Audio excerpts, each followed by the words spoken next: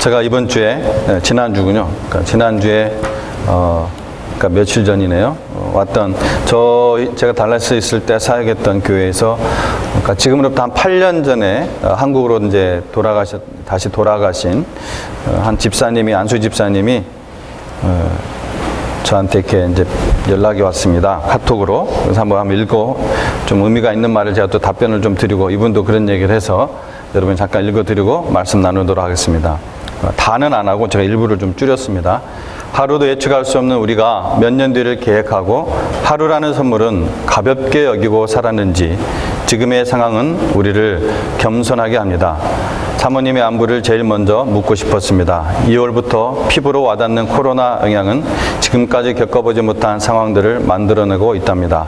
악질적인 뉴스 기사거리에 지치기도 하지만 여전히 위기 때 빛을 발하는 아름다운 소식들은 위로가 됩니다.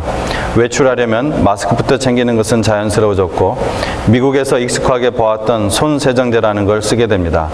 목사님 계신 곳은 어떤지요? 항암으로 면역력이 약해져 있을 사모님이 많이 염려가 되어 하나님의 보호하심을 기도하곤 합니다. 마지막 때 이보다 더한 일들이 빈번해질 텐데 이번 일을 통해 교회가 기경되고 바른 메신저 역할과 선한 영향력을 나타내기를 기도해 봅니다. 이렇게 광풍처럼 몰아치는 이 일도 거뜬히 넘어가는 은혜가 온 열방에 가득하기를 소망해 봅니다. 저도 좀 길게 답을 했는데 저는 아주 짧게 어느 부분 제가 교회 공고 낸 내용도 여기에 좀 포함이 되어 있는데 이것도 사재기하고 미국 사람들의 민낯을 봅니다. 제 아내는 모든 수술과 키모 다 끝나고 힘을 끌어올리고 있습니다.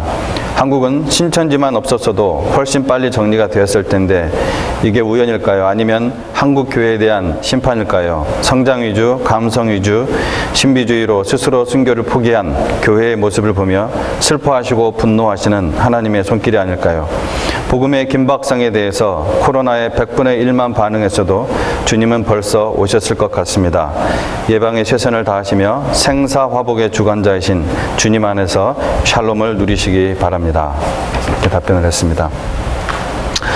하나님의 말씀 제가 다시 한번 읽어보도록 하겠습니다. 23절 24절인데요. 그들도 믿지 아니하는데 머무르지 아니하면 접붙임을 받으리니 이는 그들을 접붙이실 능력이 하나님께 있음이라. 네가 원 돌감람나무에서 찍힘을 받고 본성을 거슬러 좋은 감람나무에 접붙임을 받았으니 원가지인 이 사람들이야 얼마나 더 자기 감람나무에 접붙이심을 받으랴. 오늘 감람나무 이렇게 나오다 보면은 제가 발음이 좀 엉킬 것 같아요. 그래서 엉키더라도 좀 이해해 주시기 바랍니다. 왜냐하면 돌감람나무, 참감람나무 이렇게 계속 하다 보면은 이게 발음이 아무래도 엉킬 것 같아요. 그래서 그래도 좀 이해를 해 주시기 바랍니다. 오늘 말씀의 제목은 뭐냐면 은혜 받은, 한번 읽어볼까요 같이? 여러분 스크린에 뜬 것 같은데 같이 한번 읽어보도록 하겠습니다. 시작. 은혜 받은 돌감람나무여 순종하여 열매 맺으라. 이 말씀이 무슨 말인가 한번 여러분 좀 오늘 깊이 한번 생각하여서 잘 말씀을 들으시면 큰 은혜가 될 줄로 믿습니다. 이 오늘 본문에는 감람나무, 근데 이 감람나무 발음 자체도 좀 어려운데 또 거기다가 돌감람나무, 참감람나무 이 두 종류가 나옵니다. 이 성경에 나오는 이 감람나무는 사실 올리브나무예요.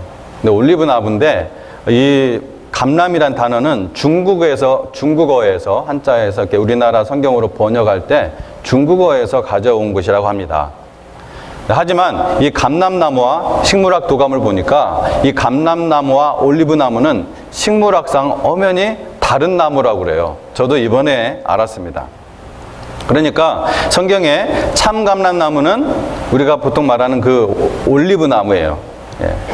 올리브 기름 짜는 그 올리브나무, 그리고 돌감람나무는 돌 올리브나무 혹은 들 올리브나무, 야생 올리브나무, 어떤 데는 아프리칸 올리브 트리라고도 하고요. 또 가짜 올리브, 페이크 올리브 트리 이렇게도 얘기를 하더라고요. 그러니까 그냥 올리브나무 하면은 이게 진짜인 거예요. 그러니까 우리가 배 하면은 참배 안 그러잖아요, 그죠? 배 하면 우리가 먹는 그 배 생각하잖아요. 근데 뭐가 있어요? 돌배가 있잖아요. 돌배는 그냥 야생 막 자라는 거겠죠. 그걸 돌배라고 하는데 제가 이제 습관이 돼가지고 성경에 이제 돌감람나무, 참감람나무 이렇게 있기 때문에 그것이 이제 습관이 돼서 제가 혹시 이제 참감람나무 이렇게 하면은 그게 뭐예요? 참 올리브나무. 예, 이거라는 것을 이해해 주시기 바랍니다. 그러니까 혼용해서 그냥 사용하도록 하겠습니다. 먼저 이 참감람나무의 그 특징과 그 사용처를 제가 좀 봤는데 이것은 기온이 높고 강수량이 적지만 이슬이 많은 곳 이런 데서 잘 자라는 나무라고 그래요. 그러니까 팔레스타인 지역에서 그 이스라엘 땅에서 잘 자라겠죠. 그리고 이게 열매를 제대로 얻으려면은 그러니까 열매를 좀 열매다, 이게 열매다라고 말할 수 정도로 얻으려면 10에서 14년이 걸리고, 이제 좀 품질 좋은 열매를 얻으려면은 30년이 걸린답니다. 30년이 걸려야 품질 좋은 굵직굵직한 그런 열매가 열린대요. 그러니까 굉장히 귀한 나무죠.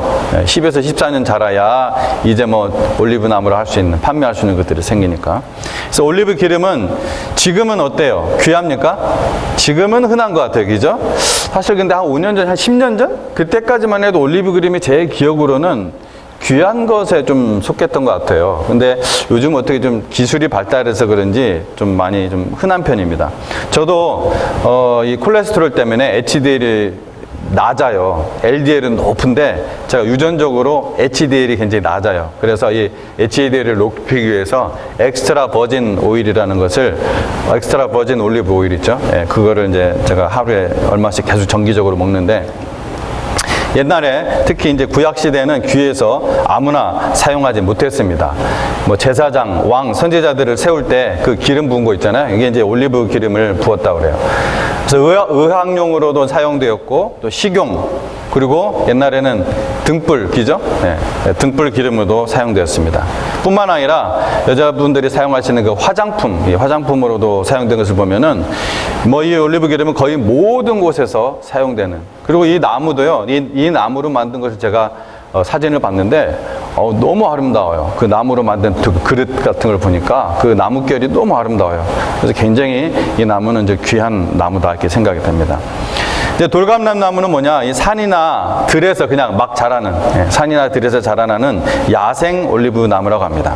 그래서 돌 올리브 나무 재배는 참 올리브 나무와 생긴 것도 비슷하고 또 이렇게 이제 품종도 가깝대요. 문제는 이제 열매가 완전히 다르다는 거예요. 열매는 이제 많이 다르다는 거예요. 그 품질이. 먼저 이 기름이 많지가 않고 그 기름 나온 기름마저 향기롭지 않다는 것입니다. 그래서 우리 식용으로 못 먹어요. 또한 거의 사용할 수 없는 그 기름이라 그래요. 그래서 세균에 강한, 그러니까 이렇게 야생에서 막 자라니까 이제 와일드하게 자랄 수 있는 거니까 굉장히 강하겠죠. 이 세균에 강한 들 올리브 나무, 그러니까 돌 올리브 나무, 여기에 뿌리에다가 참 올리브 나무를 접붙여서 사용됩니다. 어느 뿌리예요? 어느 뿌리에 둔다고요? 돌 올리브 뿌리예요? 참 올리브 뿌리예요? 헷갈리죠? 돌 올리브입니다. 돌 올리브 뿌리에다가 참 올리브 줄기를 붙여요. 그러니까 돌 올리브가 워낙 야생에서 자라기 때문에 세균들에 굉장히 강해요. 벌레들에도 강하고 굉장히 생명력이 강합니다. 그래서 그 위에다가 참 올리브 나무를 접을 붙여서 참 올리브 나무가 잘 자라는데 사용된다고 합니다. 근데 올리브 나무는 이제 이게 귀했기 때문에 함부로 베지 않는다는 거예요. 근데 돌 감람나무는 여러분 바벨론 포로 이후에 이스라엘 사람들이 초막절이죠, 초막절. 초막절을 이제 그때부터 이렇게 지게 되는데 그 초막절 행사를 위해서 쉽게 베어졌어요. 성경에도 이제 바벨론 포로 이후로 초막절 행사를 이제 하는 걸 보는데 그때 이제 초막을 짓고 하는데 쉽게 베어졌고, 뭐 땔감, 잘 써봐야 이제 지팡이, 이 정도. 그래서 별 가치가 없는 나무라고 합니다. 근데 사도 바울은 오늘 본문에서 참 올리브 나무를 어느 나라로 비유를 하고 있어요? 이스라엘로.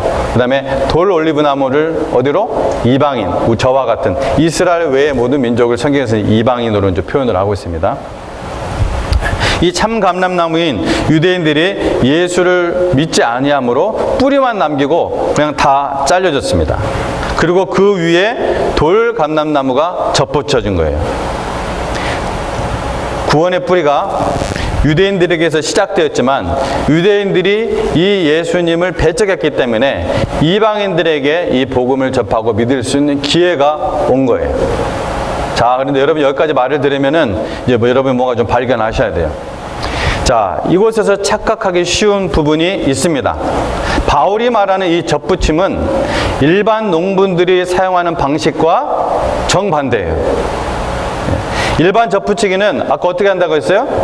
뭘 뿌리로 삼는다고요? 돌감람나무, 돌올리브나무. 왜? 그것이 병충해에 강하고 가뭄에 강하니까 그 들올리브나무 뿌리로 사용하고 그 위에다가 참감람나무를 붙이는 거예요.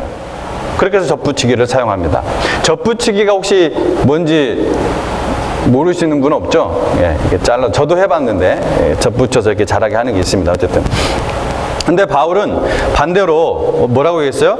참감람나무, 참올리브 나무의 그 뿌리에다가 돌올리브 가지를 붙였다고 얘기를 하고 있습니다. 17절, 18절 말씀에 또한 가지 얼마가 꺾였는데 돌감람나무인 네가 그들 중에 접붙임이 되어 참감람나무 뿌리에 진액을 함께 받는 자가 되었은즉, 이렇게 말씀이 나오죠. 이것은 가만히 생각해 보면은 매우 어리석은 짓이에요.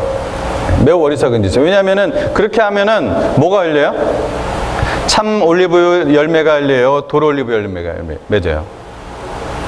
돌 올리브 열매가 맺어요. 자, 여러분 운동하면 안 돼요. 지금 참 올리브 뿌리에다가 돌 올리브 가지를 접붙였어요. 이거는 일반 농부들이 하는 방법과 정반대예요. 성경에서 말하는 거는.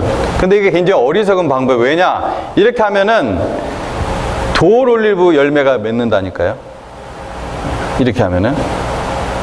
근데 이게 참 어리석은 방법이라는 거예요. 성경에서 지금 얘기하는 것이.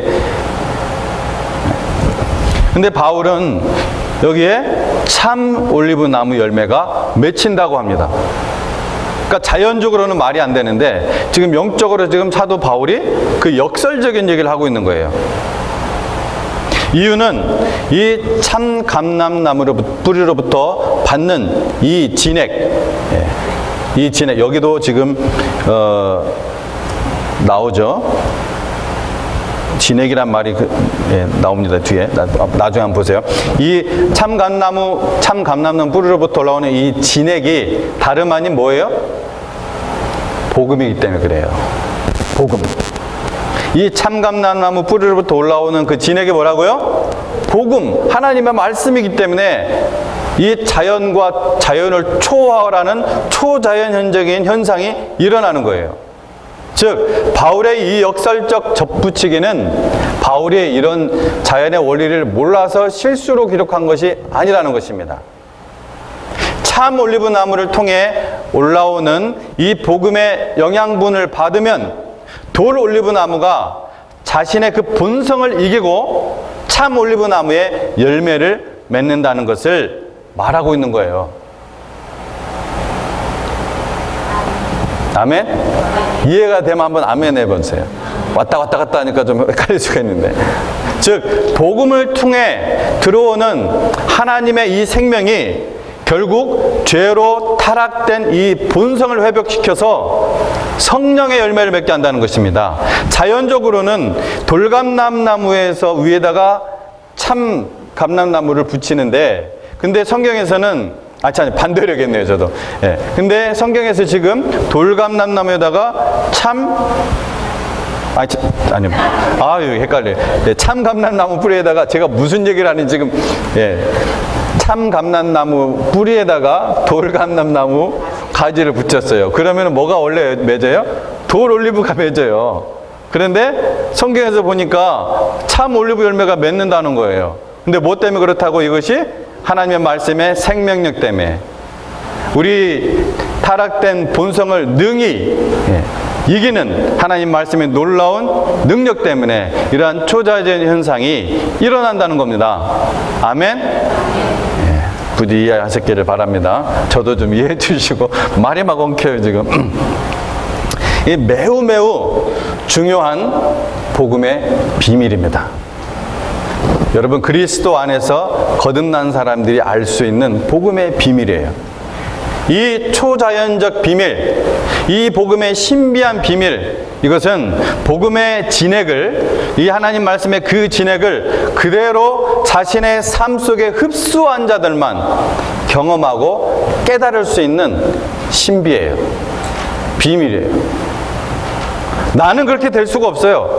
내 옛날에 예수 믿기 전에 나의 삶의 양식을 볼 때는 나는 그렇게 살지 않는데 복음의 그 진액을 받으면서부터 다른 열매들이 맺어지는 거예요. 이것이 바로 초자연적 현상, 신앙의 신비라는 것입니다. 이것을 경험한 사람이 진짜 거듭난 사람이에요.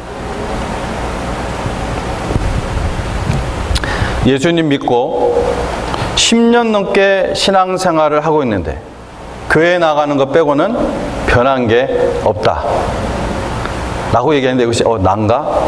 라고 이렇게 이제 생각하시면 굉장히 겸손한 분입니다. 그리스도인, 이 그리스도의 성품으로 변하지 않는 것을 보는 것이 10년이 넘어도 그리스도의 성품으로 이 변하지 않는 것을 보는 것이 요즘은 너무나 흔해졌어요. 그렇죠? 근데 이게 정상이에요? 비정상입니다. 완전히 잘못된 거예요. 그게 정상이라면 뭐가 잘못된 거예요? 성경이 잘못된 거예요. 그러나 저는 성경 말씀이 진리인 것을 믿습니다. 둘 중에 하나예요. 우리가 잘못되었든지 성경이 잘못되었든지. 오랫동안 믿음 생활했다고 하는 신자가 자기 좋아하는 일만 하고 자기가 힘들고 귀찮은 일은 절대 안 해요. 그 정도의 신앙 경륜이 있을 때가 되어서 어떤 것을 이제 시키면은 시켰는데도 안 해. 뿐만 아니라 죽어도 못 한다고 그래요. 주님을 위해서라면은 내가 죽어도 주의 것이고 살아도 주의 것이다. 이 엄청난 이렇게 말할 수 있는 특권이 우리에게 있는데 왜 못하나요? 우리의 주 되신 예수님께서 누가복음 17장 10절에서 너희도 명령받은 것을 다 행한 후에 뭐라고요? 명령받은 것을 다 행한 후에 이르기를 우리는 무익한 종이라 우리가 하여야 할 일을 한 것뿐이라 할지니라. 예수님이 말씀하셨습니다. 누가복음 17장 10절. 꼭 어떤 육체적인 어떤 일들을 얘기하는 것이 아닙니다. 사랑하십시오. 인내하십시오. 겸손하십시오. 난 못해요. 명령받은 것을 다 행한 후에 이르기를 나는 무익한 종이라. 이렇게 해야 된다고 예수님은 말씀을 하셨어요. 죄인의 타락된 본성 중에 가장 대표적인 것이 저는 이기주의라고 생각합니다. 이기주의. 그래서 저번에도 얘기했지만 이단에 빠지기 쉬운 사람들의 특징이 빠져서도 못 나오는 사람들. 결코 못 나오는 사람도 있어요. 그 특징이 이기주의예요. 이기주의. 가정도 버리고 자기 천국 가기 위해서. 다 버려요. 친구가 뭐고. 이 이기주의의 시작은 저는 탐욕에서 시작된 것이라고 믿습니다. 그리고 그 열매는 뭐냐? 이기주의 열매는 교만이에요. 이건 뭐 성경에 나오는 말은 아니에요. 그러나 제가 성경 전체를 보면서 계속해서 제가 지금까지 목회를 하고 오랜 세월 동안 성경으로 저를 먼저 살피고 또 목회자로서 많은 사람들을 가르치고 제자 훈련하고 돌보면서 발견한 결론이에요. 뭐라고요? 탐욕의 뿌리, 이기주의의 줄기, 교만 열매. 내 몸은 잘 먹여야 하고 내 몸은 잘 쉬게 해야 되고 내 마음은 편해야 되고 나는 내 입에서 나온 대로 그냥 함부로 말하고 뭐 한 달, 두 달 이 정도 이런 상황 속에서 살 수 있는 거는 우리 모두가 이해를 해요. 근데 막 6개월, 1년치 막 이럴 때 또 이득을 보겠다고 장사하려고 이런 때 사재기 하는 거. 이게 뭐예요? 탐욕이고 이기주의죠. 죄예요, 그건.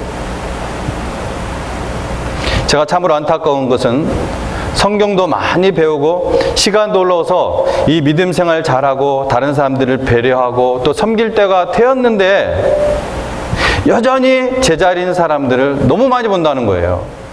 그러니까 하나님께서 그 포도원에 대해서 말씀하셨잖아요. 구역에서 정말 좋은 땅으로 골라주시고 좋은 물 뿌리고 나무 심고 다 했는데 포도나무 열매를 맺는 것처럼 엉뚱한 것들을 맺는 거 보면서 얼마나 그 하나님이 가슴 아파하십니까? 성경을 제가 깨닫게 되면서 그 뿌리가 탐욕이고 그 줄기가 이기주의고 그 열매가 교만이라는 거, 이것을 제가 알게 되었다는 거예요. 발견하게 되었어요. 탐욕의 뿌리, 이기주의 줄기, 교만의 열매. 그 끝은 무엇이겠습니까? 망하는 겁니다. 그 영혼은 멸망입니다. 그리고 그 파괴력은 대단해서 주변에 많은 사람들을 힘들게 합니다. 그래서 어떤 교회들을, 우리 교회 아니라 어떤 교회들을 보니까 나는 본래 그런 사람이 아닌데 이 사람들하고 있으니까 자꾸 내가 그런 사람이 돼가는 것 같아 라고 생각하면서 교회를 떠나는 사람도 있어요. 아니요, 원래 그런 사람이에요. 그 사람이 그동안 몰랐던 거지. 사람들과 부딪히면서 알게 되는 거죠. 무인도에 살아봐요. 아마 세계 최고의 의인일걸요. 혹은 그런 사람과 얽히는 거 싫어서 교회는 안 나가고 그저 혼자 신앙생활 하는 걸 또 의롭다고 생각해요. 이런 분들은 사실 완전한 소경입니다. 소경. 그런 사람들은 사탄이 그 영혼 속에 심어놓은 또 다른 형태의 교만이에요. 그것은. 왜요? 왜 그렇습니까? 하나님께서 교회를 세우신 뜻을 정면으로 대적하는 행위이기 때문에 그래요. 교만은 근본적으로 하나님의 뜻은 이러해도 나는 이렇게 하겠다는 마음이 교만이에요. 그 줄기는 뭐예요? 이기주의예요. 그 뿌리는 뭐예요? 탐욕이에요. 교회란 성경 원어로, 이 성경 신약성경 원어로 에클레시아, 불려나온 자들이란 뜻입니다. 불려나온 자들. 주님의 몸으로 불려나온 자들이에요. 교회가 뭐라고요? 주님의 몸. 성경은 주님의 몸이라고 얘기하고 있습니다. 주님으로 몸으로 불려나온 자들. 자기 몸이 아니에요, 이제는. 주님 몸의 한 지체예요. 한 파트예요. 자기의 탐욕, 이기주의, 교만은 성령의 침례를 받을 때 다 십자가에 못 박아 죽은 것입니다. 이렇게 죽은 것으로 여기라고 했어요. 그렇게 살라는 거예요, 여기라는 것은. 로마서 6장에서. 이 일은 예수님을 영접할 때, 구원받을 때 성령님께서 바로 하시는 일입니다. 그래서 성령 침례라고 하는 거예요. 그래서 뭐라고 했습니까? 갈라디아서 2장 20절 말씀에 내가 그리스도와 함께 십자가에 못 박혔나니 그런즉 이제는 내가 사는 것이 아니요 오직 내 안에 그리스도께서 사시는 것이라. 이제 내가 육체 가운데 사는 것은 나를 사랑하사 나를 위하여 자기 몸을 버리신, 그 뒤를 잘 들으세요. 왜냐하면 우리나라, 안타깝게도 우리나라 성경 이 번역을 잘못했어요. 자기 자신을 버리신 하나님의 아들을 믿는 믿음, 이렇게 번역이 됐는데 이건 잘못된 번역입니다. 뭐 영어로만 봐도 이건 알아요. 하나님의 아들의 믿음입니다. 하나님의 아들을 믿는 믿음이 아니라 하나님 아들의 믿음, 혹은 하나님 아들 안에 있는 믿음. 그러니까 우리가 그리스도의 믿음으로 사는 거예요. 자, 영어로 된 거 한번 제가 몇 개를 여러분한테 알려드릴게요. 뭐 거의 모든 성경, 영어 성경 다 이렇게 되어 있어요. 킹 제임스 버전, I live by the faith of the Son of God. I live by the faith of the Son of God. 그 다음에 NASB, NIV 똑같이 번역했습니다. I live by faith in the Son of God. 하나님의 아들 안에 있는 믿음에 의하여, 의하여 사는 것이다. 그 다음에 어순까지 직역으로 번역한 성경이 있습니다. YLT라고. 이 YLT는 In the faith I live of the Son of God. 뭡니까? In the faith를 강조하고 있는데 in the faith, 그 faith가 어떤 믿음이에요? 누구의 믿음이에요? 하나님 아들의 믿음. 그걸로 I live. 굉장히 중요한 부분이에요. 나중에 이 갈라디아서 강해 혹시 할 때 좀 자세히 설명하도록 하겠습니다. 그래서 여러분, 자, 그거를 몇 가지 좀 이해하셨다면은 이제 잘 들으셔야 돼요. 그래서 우리 어떻게 적용시켜야 되느냐? 그리스도인이란 내 믿음으로 사는 것이 아닙니다. 내가 복음으로 사는 것이 아니라 하나님 아들의 믿음으로 사는 거예요. 아멘? 여러분, 그리스도인이라고 하면서 믿음이 없어서 못합니다 이렇게 말하면 어떻게 돼요? 무슨 의미인지는 알겠지만, 그분이 얘기하는 게 제가 무슨 의미인지는 알겠지만 그건 잘못된 말이에요. 그건 변명입니다. 하나님의 자녀로 거듭난 저와 여러분은 어떤 사람도 자기의 믿음으로 사는 것이 아니라 우리가 구원받을 때 성령께서 넣어주신 그리스도의 믿음으로 사는 것입니다. I live by the faith of the Son of God. 아멘? 그러므로 뭡니까? 그렇게 얘기하는 것은 믿음이 없는 것이 아니라 내 안에 계신 성령님께 순종하지 못하는 교만, 이기주의, 탐욕인 것입니다. 예수님 믿는 사람이라고 하면서 하나님의 백성이라고 생각하면서 아니라면 상관없어요. 그분이 하나님의 백성 아니라면은 이 말은 적용이 안 됩니다. 정말 자기가 하나님의 자녀다, 나는 구원받은 사람이다, 나는 천국 가는 사람이다, 그렇게 자기가 생각하면서 그렇게 말하는 것은 무슨 말이냐? 나는 순종하지 않겠습니다, 나는 그냥 교만하게 살겠습니다, 나는 그냥 이렇게 이기주의로 살겠습니다, 이런 말을 종교적인 말로, 그동안 교회를 다녔으니까 종교적인 말로 그럴싸하게 포장하는 거예요.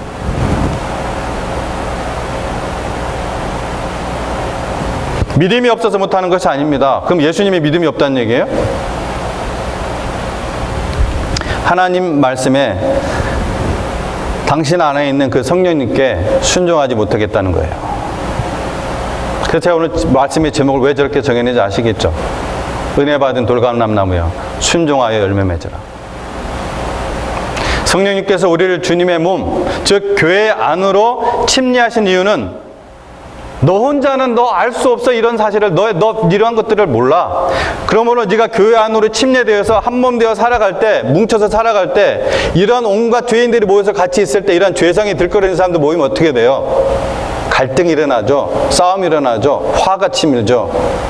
자기 죄성을 깨닫는 겁니다. 그것을 복음의 진액을 빨아들여 물리치고 성령의 열매를 맺게 하려는 거예요. 말씀드렸다시피 이것은 자연과는 위배되는 현상입니다. 초자연적 현상이에요.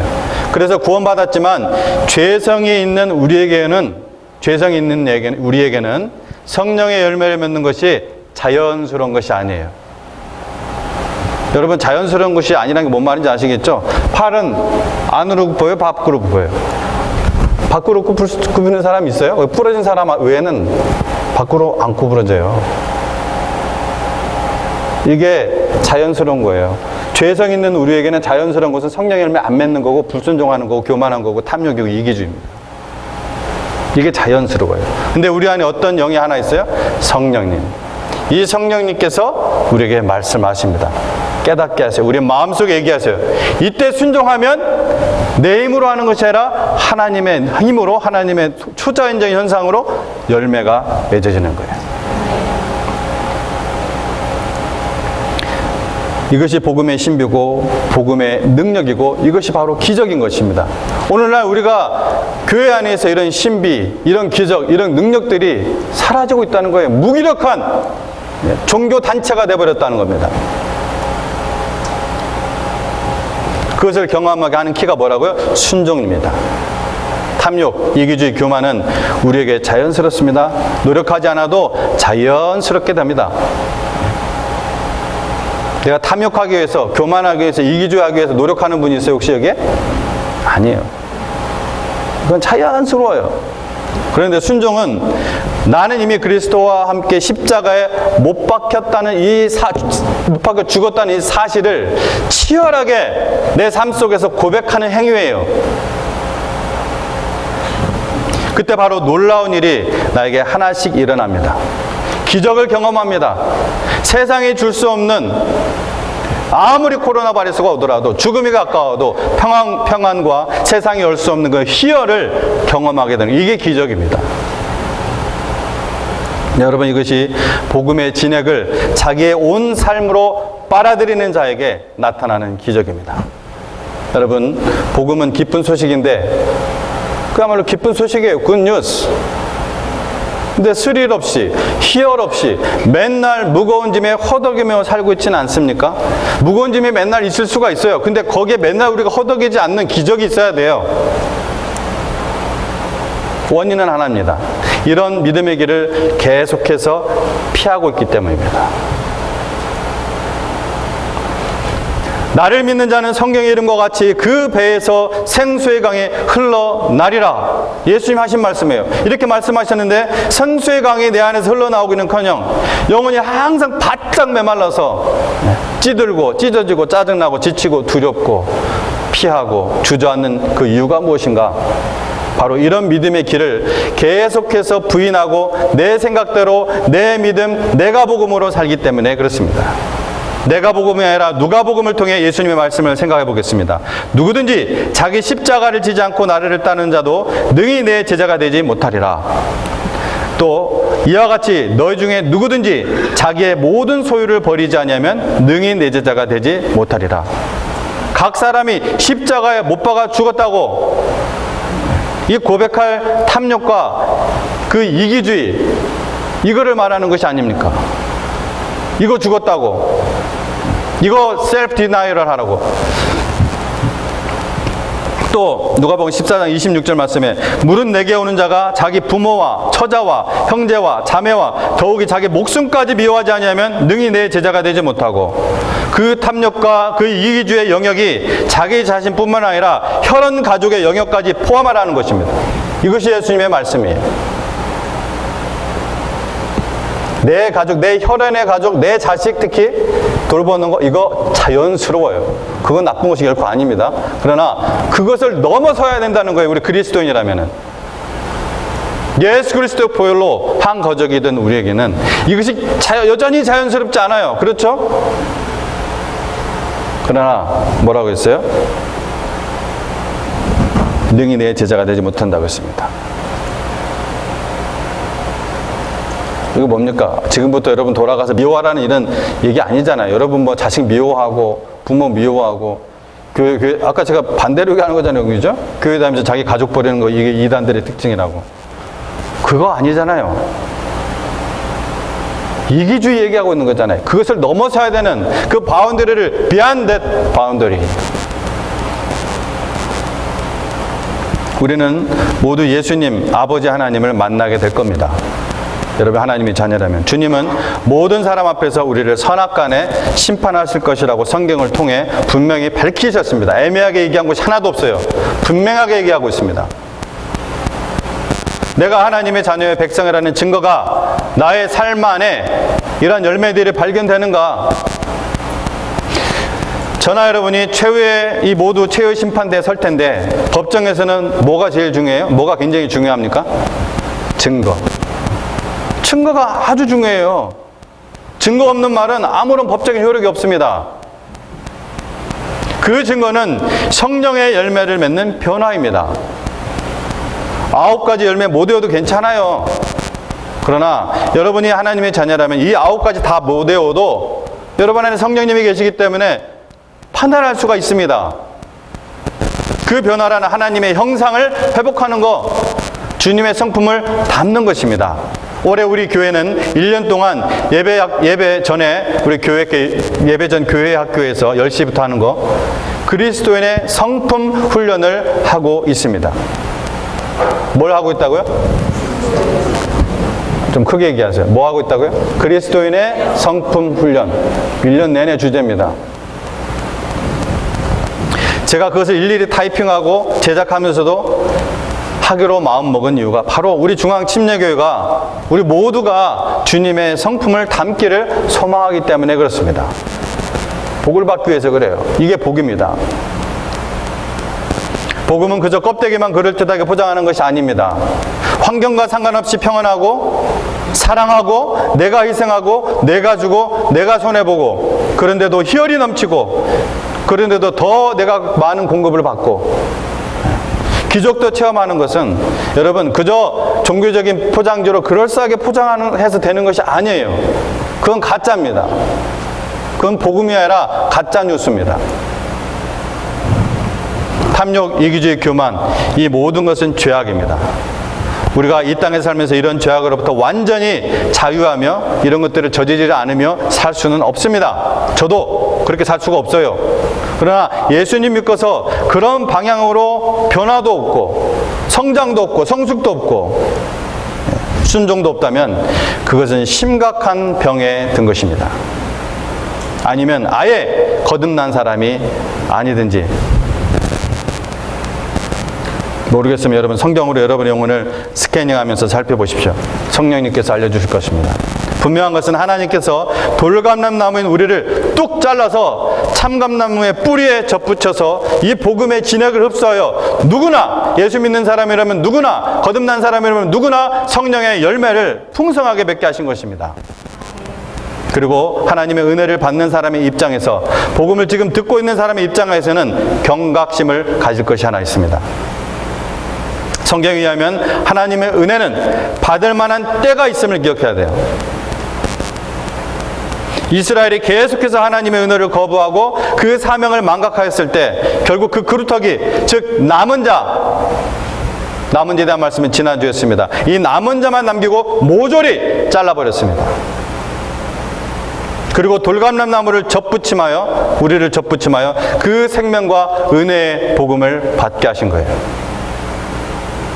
돌감람나무인 나를 참감나무에 접붙여 주셨는데 그 생명의 진액, 복음의 진액을 삶으로 흡수하지 못하고 여전히 돌올리브만 맺어 21절, 22절에 하나님이 원가지들도 아끼지 아니하셨은즉 너도 아끼지 아니하시리라. 그러므로 하나님의 인자하심과 준엄하심을 보라. 넘어지는 자들에게는 준엄하심이 있으니 너희가 만일 하나님의 인자하심에 머물러 있으면 그 인자가 너희에게도 있으리라. 그렇지 않으면 너도 찍히는 바 되리라.